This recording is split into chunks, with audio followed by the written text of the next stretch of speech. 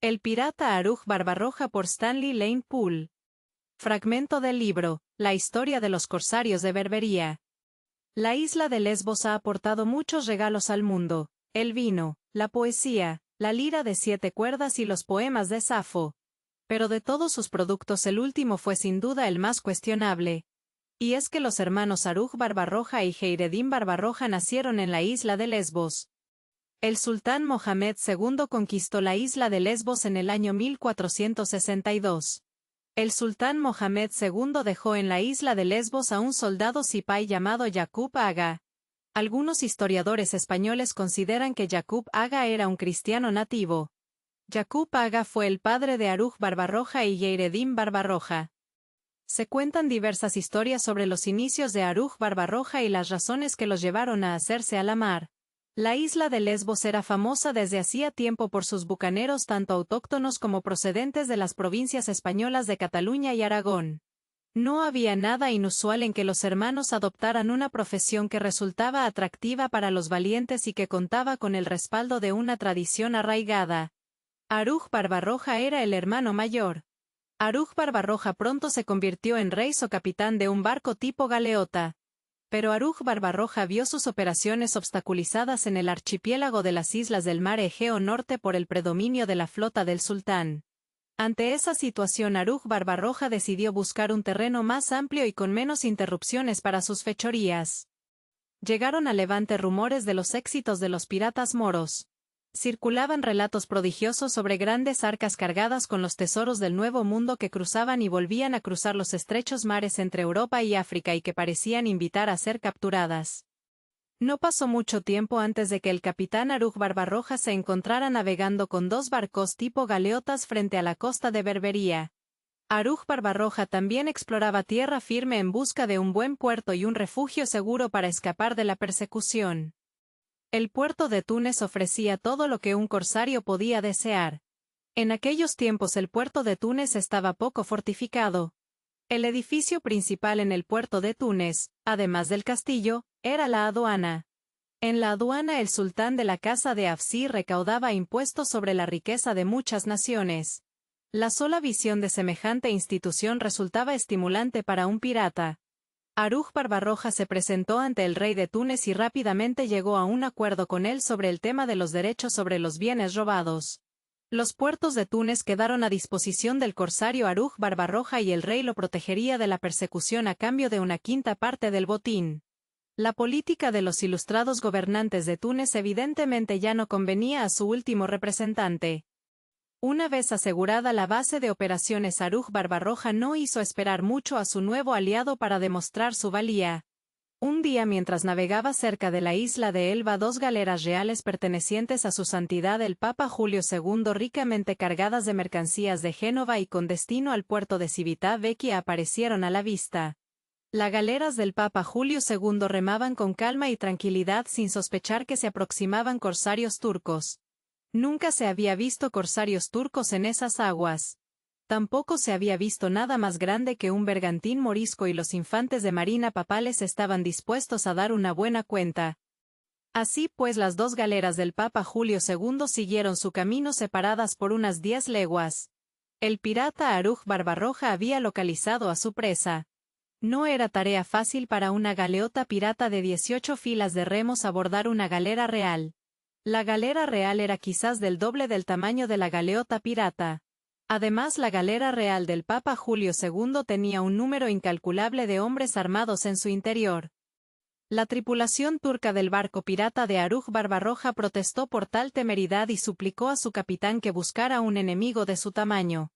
Pero el pirata Aruj Barbarroja en respuesta solo arrojó la mayoría de los remos por la borda haciendo así imposible la huida. Luego Aruj Barbarroja se colocó junto a la galera real del Papa Julio II que iba a la cabeza y esperó. La galera real del Papa Julio II se acercaba orgullosa ajena al peligro.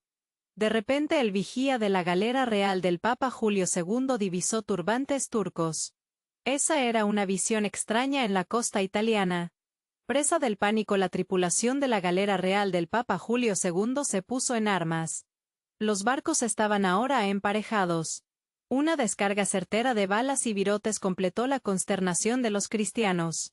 Aruj Barbarroja y sus hombres se pusieron rápidamente a cubierto. Los sirvientes del Papa Julio II pronto estuvieron a salvo bajo las escotillas. Jamás una galera real había arriado su bandera ante una simple galeota. Pero lo peor estaba por venir. Aruj Barbarroja declaró que debía y quería apoderarse de la otra galera real del Papa Julio II. En vano los oficiales de Aruj Barbarroja le mostraron lo temeraria que era la empresa y lo mucho más prudente que sería apoderarse de un valioso botín que arriesgarse a ser capturado por la codicia. Pero la voluntad de Aruj Barbarroja era de hierro y su tripulación henchida del triunfo inicial se contagió de su audacia. Los piratas se vistieron con los uniformes de los prisioneros cristianos y tripularon la galera sometida como si fueran sus propios marineros. La otra galera real del Papa Julio II avanzó completamente ajena a lo sucedido hasta que una lluvia de flechas y perdigones la despertó justo a tiempo para ser capturada por asalto antes de que sus hombres recuperaran la compostura. Aruj Barbarroja llevó a sus presas al puerto de Túnez. Jamás se había visto allí semejante espectáculo. El monje Diego de Jaído publicó en el año 1612 el libro titulado Topografía e Historia General de Argel. En ese libro Diego de Jaído señaló la maravilla y el asombro que esta noble hazaña causó en Túnez e incluso en la cristiandad son indescriptibles, al igual que la fama que alcanzó Aruj Barbarroja desde ese mismo instante. Todo el mundo consideraba a Aruj Barbarroja un comandante valiente y emprendedor. Y debido a su barba extremadamente roja o anaranjada desde entonces se le conoció como barba rosa, que en italiano significa barba roja. La captura de las galeras papales le dio a Aruj Barbarroja lo que quería: remeros. Aruj Barbarroja conservó a sus turcos para el combate e hizo que los prisioneros cristianos remaran. Tal era la costumbre de todos los corsarios hasta el siglo XX. Las armadas cristianas eran impulsadas de manera similar por esclavos musulmanes. Esta práctica debió de conferir una extraña emoción a la batalla, pues entonces sin duda los enemigos de un hombre eran de su propia familia. Un almirante veneciano sabía bien que sus 200 o 300 remeros esclavos ansiaban romper sus cadenas y unirse al enemigo. El corsario turco también tenía a sus remeros esclavos que aprovecharían la primera oportunidad para amotinarse a favor del adversario cristiano. Así a menudo sucedía que la victoria se aseguraba gracias a la fuerza de los partisanos esclavos encadenados por el enemigo. Los remeros esclavos habrían dado media vida por promover una derrota de sus amos. Pero el fulminante latigazo del contramaestre que caminaba por el puente entre las orillas de los remeros era un argumento presente y agudo que pocas espaldas podían soportar. Aruj Barbarroja había logrado su primer gran éxito y no dudó en aprovecharlo. Al año siguiente capturó un barco español con 500 soldados a bordo. Los soldados españoles, mareados o agotados por achicar el agua del buque que se hundía, cayeron presa fácil de los piratas turcos. Antes de que transcurrieran 5 años, Aruj Barbarroja contaba ya con 8 buenos navíos a su disposición. Aruj Barbarroja también contaba ya con la ayuda de 2 de sus hermanos. El puerto de Túnez ya no satisfacía las necesidades de Aruj Barbarroja, así que se estableció temporalmente en la fértil isla de Gerba. Desde el amplio fondeadero de la isla de Gerba los barcos de Aruj Barbarroja zarparon para hostigar las costas de Italia. Ser rey de Gerba era un título demasiado modesto para la ambición de Aruj Barbarroja. Aruj Barbarroja aspiraba a la soberanía a gran escala. Aruj Barbarroja anhelaba el poder establecido casi tanto como disfrutaba de la aventura. En el año 1512 se le presentó la oportunidad que buscaba. Abdelaziz Afsi era el sultán musulmán de la ciudad y puerto de Bujía. La ciudad de Bujía se localiza en la actual costa de Argelia. Abdelaziz Afsi había sido expulsado de su ciudad por los españoles. El sultán Abdelaziz Afsi apeló a Aruj Barbarroja para que viniera a restaurarlo, prometiéndole además el libre uso del puerto de Bujía. Desde el puerto de Bujía se podía controlar fácilmente el mar español. Aruj Barbarroja se mostró complacido con la perspectiva y como ahora contaba con 12 galeotas con cañones y 1000 hombres de armas turcos, se sentía lo suficientemente fuerte para el intento. La fama de las hazañas de Aruj Barbarroja se había extendido por doquier. No le faltaron seguidores en todo el Levante cuando se supo que Aruj Barbarroja estaba en pie de guerra. Su extraordinaria energía e impetuosidad despertaban un celo correspondiente en sus hombres y como otros comandantes audaces era muy popular. Aruj Barbarroja estaba bien apoyado y estaba provisto de un tren de asedio que las circunstancias permitían. Aruj Barbarroja desembarcó ante Bujía en agosto de 1512 y encontró al sultán Abdelaziz Afsi esperándolo al frente de 3000 guerreros bereberes de montaña. La guarnición española se había concentrado en el fuerte bastión que el conde don Pedro Navarro había fortificado al tomar la ciudad. Durante 8 días la fortaleza resistió el bombardeo de la artillería corsaria turca. Justo cuando comenzaba a abrirse una brecha, Aruj Barbarroja resultó herido. Un disparo le había amputado el brazo izquierdo por encima del codo. Ante la ausencia del heroico ejemplo de su líder, los piratas turcos se sentían poco seguros de su superioridad frente al acero español. Los piratas turcos renunciaron al ataque y prefirieron llevar a su capitán herido a los cirujanos de Túnez. La ciudad de Bujía se salvó por el momento. Los corsarios turcos encontraron cierto consuelo en la captura de un rico galeón genovés que encontraron en su viaje hacia la isla de Tabarca. Con este botín Aruj Barbarroja regresó a la ciudad de Túnez para recuperarse de su herida. Su hermano Kheireddin Barbarroja mientras tanto vigilaba el castillo de la ciudad de Túnez. Kheireddin Barbarroja comenzó a llevar los barcos y el botín a través del canal hasta el lago de Túnez donde estarían a salvo de ser perseguidos. El Senado de la ciudad de Génova estaba furioso por la pérdida de la ciudad de Túnez. Y el almirante Andrea Doria fue enviado con 12 galeras para exigir compensación. El almirante Andrea Doria pronto sería conocido como el mayor almirante cristiano de su tiempo. El almirante Andrea Doria desembarcó en Túnez y expulsó a Kheireddin Barbarroja. La fortaleza de Túnez fue saqueada por el almirante Andrea Doria y la mitad de los barcos de Barbarroja fueron capturados y llevados triunfalmente a la ciudad de Génova. Así terminó el primer encuentro entre el almirante Andrea Doria y el pirata Kheireddin Barbarroja. El siguiente encuentro sería menos afortunado para los nobles genoveses. Kheireddin Barbarroja era consciente del humor mordaz de su hermano Aruj Barbarroja y no se atrevió a enfrentarlo tras esta humillación. Kheireddin Barbarroja dejó a su hermano Aruj Barbarroja sumido en la ira en su habitación. Kheireddin Barbarroja se dirigió a la isla de Gerba para trabajar día y noche en la construcción de nuevos barcos. Aruj Barbarroja se unió a su hermano Kheireddin Barbarroja a la primavera siguiente. El rey de Túnez probablemente ya estaba harto de Aruj Barbarroja. Pronto Aruj Barbarroja y Kheireddin Barbarroja tuvieron los medios para borrar su deshonra. El intento fracasó al principio. Un segundo asalto a las ominosas fortalezas de la ciudad de Bujía en el año 1514 estaba a punto de tener éxito cuando llegaron refuerzos de España. Los aliados bereberes mostraron más interés en regresar a sus tierras para recoger sus cosechas tras las lluvias que en tomar el bastión de la ciudad de Bujía. Ante esa situación Aruj Barbarroja estaba obligado a levantar el asedio a la ciudad de Bujía. Aruj Barbarroja en un arrebato de furia se arrancó la barba roja como un loco y prendió fuego a sus barcos para que no cayeran en manos de los españoles. Después de esto Aruj Barbarroja no buscó refugio en la ciudad de Túnez ni en la isla de Gerba. Tras este nuevo revés Aruj Barbarroja debía encontrar un nuevo refugio. Aruj Barbarroja de camino a la ciudad de Bujía había descubierto el lugar perfecto, un sitio fácil de defender, encaramado en rocas inaccesibles, pero con un buen puerto donde reparar las pérdidas de los últimos años. Ese lugar se trataba de la ciudad de Gigel en la actual costa de Argelia. La ciudad de Gigel está a unos 60 kilómetros al este de la ciudad de Bujía. Los habitantes de la ciudad de Gigel no rendían pleitesía a ningún sultán. Los habitantes de la ciudad de Gigel ahora se enorgullecían de acoger a un guerrero tan renombrado como Aruj Barbarroja. Aunque ahora Aruj Barbarroja no era tan afortunado.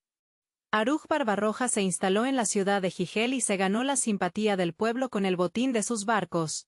Los habitantes de la ciudad de Gigel eran indomables montañeses africanos que jamás habían reconocido a un rey superior pero ahora eligieron a Aruj Barbarroja por aclamación como su rey. La toma de la ciudad de Argel. Aruj Barbarroja era ahora el nuevo sultán de la ciudad de Gigel. Aruj Barbarroja se veía ahora llamado a una empresa mucho más seria que dirigir a sus belicosos montañeses contra una tribu vecina, aunque hay que admitir que siempre se sentía como pez en el agua cuando se requerían puñetazos. Había llegado una petición de la ciudad de Argel. Los musulmanes que vivían en la ciudad de Argel habían soportado durante 7 años un embargo impuesto por el reino de Castilla y Aragón.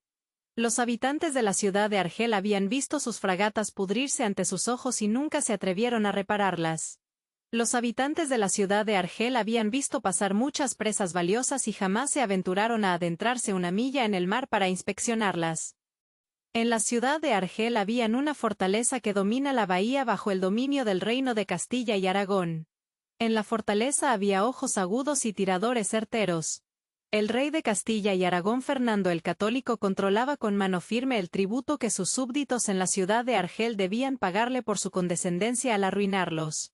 Los habitantes de la ciudad de Argel como consecuencia del embargo castellano habían abandonado sus actividades como piratas. Los habitantes de la ciudad de Argel no habían saqueado un barco en años. Los habitantes de la ciudad de Argel debían elegir entre rebelarse a los castellanos o morir de hambre. En el año 1516 el rey Fernando el Católico falleció oportunamente. Los musulmanes que vivían en la ciudad de Argelia aprovecharon la oportunidad para rebelarse. Interrumpieron el pago del tributo y solicitaron la ayuda de Salim al-Tumi. Salim al-Tumi era un jeque árabe cuyos clanes asegurarían la ciudad por tierra. Pero, ¿qué iban a hacer con los 200 españoles petulantes y molestos que estaban en la fortaleza de Argel y que bombardeaban sin cesar la ciudad con sus cañones y hacían que las casas fueran inhabitables? A los habitantes de Argel de poco les serviría contra las tropas castellanas la valiente caballería árabe de Salim al-Tumi con sus magníficas yeguas y caballos libios, sus ricas cotas de malla, sus sables bien templados y sus largas y flexibles lanzas. Los habitantes de la ciudad de Argel pensaron, signo de interrogación abierta, ¿quién mejor para remediar esta injusticia que el invencible Aruj Barbarroja? Aruj Barbarroja era el comandante de una flota que no carecía de artillería. Aruj Barbarroja había restituido 2 veces al desafortunado rey de la ciudad de Bujía y había perdido una extremidad en el cumplimiento de su deber. Sin la menor vacilación Salim al-Tumi envió una solemne embajada a la ciudad de Jigel suplicando a Aruj Barbarroja para que acudiera rápidamente en su ayuda. Ningún mensaje podría haber sido más bienvenido para el ambicioso Aruj Barbarroja que uno de esta naturaleza. Su recién adquirido reino apenas le reportaba ingresos. Aruj Barbarroja había sufrido un rotundo fracaso en la ciudad de Bujía pero esperaba mayor éxito en la ciudad de Argel. La ciudad de Argel era un lugar de mucha mayor importancia y mucho más conveniente para su propósito. Aruj Barbarroja buscaba crear un gran reino propio en Berbería. Con unos 6.000 hombres y 16 barcos galeotas Aruj Barbarroja partió por mar y tierra al rescate de la ciudad de Argel. Primero Aruj Barbarroja atacó y tomó la ciudad de Cherchel. La ciudad de Cherchel es una posición estratégica situada a 15 leguas al oeste de la ciudad de Argel. La ciudad de Cherchel había sido ocupada por los musulmanes de la ciudad de Granada. La ciudad de Cherchel ahora estaba al mando de un audaz corsario turco llamado Kara Hassan. Kara Hassan era un antiguo camarada de Aruj Barbarroja. Kara Hassan había emulado el éxito de Aruj Barbarroja y había logrado que los corsarios de Cherchel lo aceptaran como su líder. Aruj Barbarroja no sentía simpatía porque 2 reyes gobernaran la ciudad de Cherchel. Aruj Barbarroja como medida de precaución decapitó a su antiguo compañero Kara Hassan antes de enfrentarse a los peligros de otro combate con los castellanos. Pronto Aruj Barbarroja llegó a la ciudad de Argel. Salim al-Tumi y los habitantes de la ciudad de Argel acogieron y hospedaron con hospitalidad a Aruj Barbarroja y a todos sus hombres. Allí a la distancia de un tiro de ballesta se alzaba la fortaleza castellana que Aruj Barbarroja había venido a conquistar. Aruj Barbarroja envió un mensaje a los guardias castellanos de la fortaleza ofreciéndoles un salvoconducto si se rendían. El capitán castellano respondió que ni las amenazas ni las cortesías ofrecidas surtieron efecto con hombres de su confianza.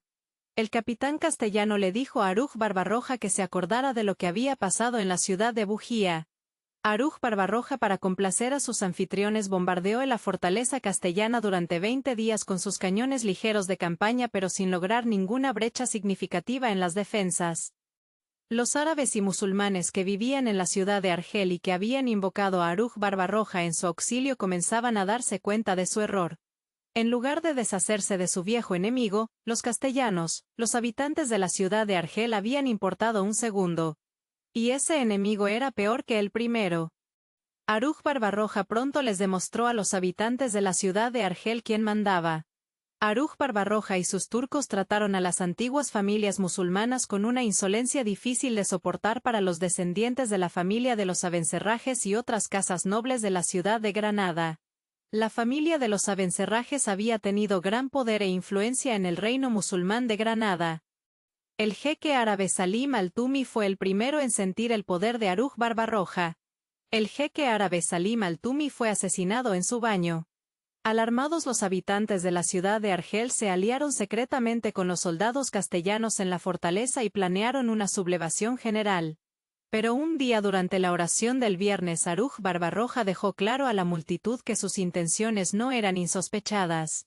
Tras cerrar las puertas de las mezquitas, los turcos ataron a los habitantes de la ciudad de Argel y los despojaron de sus turbantes. A continuación, Aruj Barbarroja ordenó la decapitación de los cabecillas de la revuelta. Con ello, Aruj Barbarroja logró sofocar el espíritu de revuelta. El cardenal Francisco Jiménez de Cisneros envió una gran flota para combatir a Aruj Barbarroja. La flota estaba comandada por don Diego de Vera. Pero 7.000 soldados castellanos fueron completamente derrotados por turcos y árabes. Para colmo de la derrota de los cristianos, una violenta tempestad arrastró sus barcos a la costa de tal modo que esta poderosa expedición quedó prácticamente aniquilada. Un aventurero como Aruj Barbarroja había derrotado al ejército del reino de Castilla y Aragón. Y lo había hecho con un variopinto séquito de bandidos y nómadas sin entrenamiento. La derrota del reino de Castilla y Aragón en la ciudad de Argel fue observada por otros estados cristianos europeos con considerable inquietud. Aruj Barbarroja había pasado de poseer de un par de fortalezas en la costa a convertirse nada menos que en el sultán del Magreb de Berbería. El príncipe de la ciudad de Tenes alzó a toda la región contra Aruj Barbarroja y un poderoso ejército avanzaba hacia la ciudad de Argel para combatir contra Aruj Barbarroja. Aruj Barbarroja salió con 1.000 turcos y 500 musulmanes a enfrentar a su nuevo enemigo. Aruj Barbarroja no tenía ni un solo cañón. Aruj Barbarroja aniquiló al enemigo y lo persiguió hasta su propia ciudad. El príncipe de la ciudad de Tenes se refugió en las montañas. Aruj Barbarroja se apoderó de la ciudad de Tenes en el año 1517. Aruj Barbarroja enseguida se apoderó de la ciudad de Tilimsan en el actual territorio de Argelia. El reino de Castilla y Aragón aún controlaban la ciudad de Orán y 2 o 3 fortalezas. Una de las fortalezas controladas por el reino de Castilla y Aragón estaba en la ciudad de Argel y otra en la ciudad de Bujía. Los territorios dominados por Aruj Barbarroja coincidían con la actual Argelia y colindaban con los reinos de Túnez y Fez. Aruj Barbarroja estaba en condiciones de formar alianzas con los reinos de Fez y Marruecos. Los comerciantes de las ciudades de Génova, Nápoles o Venecia veían con preocupación cómo sus tesoros podían caer en manos de Aruj Barbarroja. Todo esto llegó a oídos del nuevo rey de España Carlos I. El rey de España Carlos I posteriormente se convertiría en el emperador Carlos V.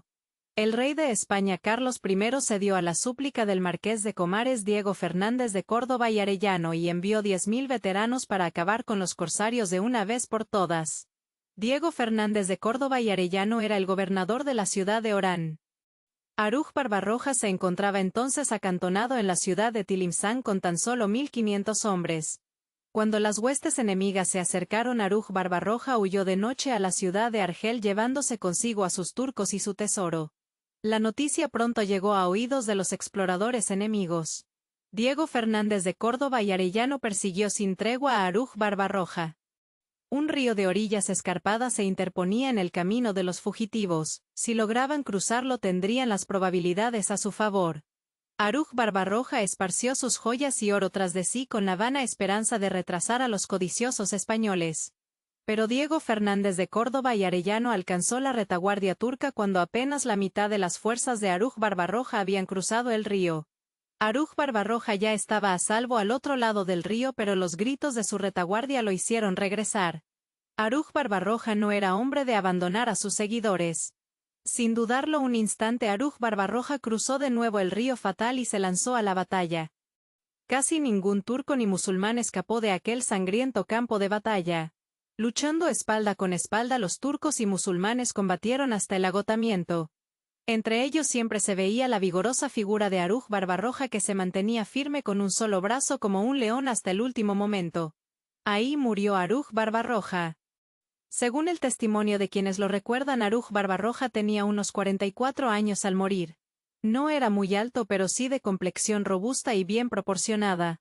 Su cabello y barba eran de un rojo intenso. Sus ojos eran vivaces y expresivos. Su nariz era aguileña o romana. Su tez era morena clara. Aruj Barbarroja era un hombre sumamente audaz, resuelto, atrevido, magnánimo, emprendedor, sumamente generoso y, salvo en el fragor de la batalla, no era sanguinario ni cruel excepto cuando se le desobedecía. Aruj Barbarroja era muy querido, temido y respetado por sus soldados y sirvientes.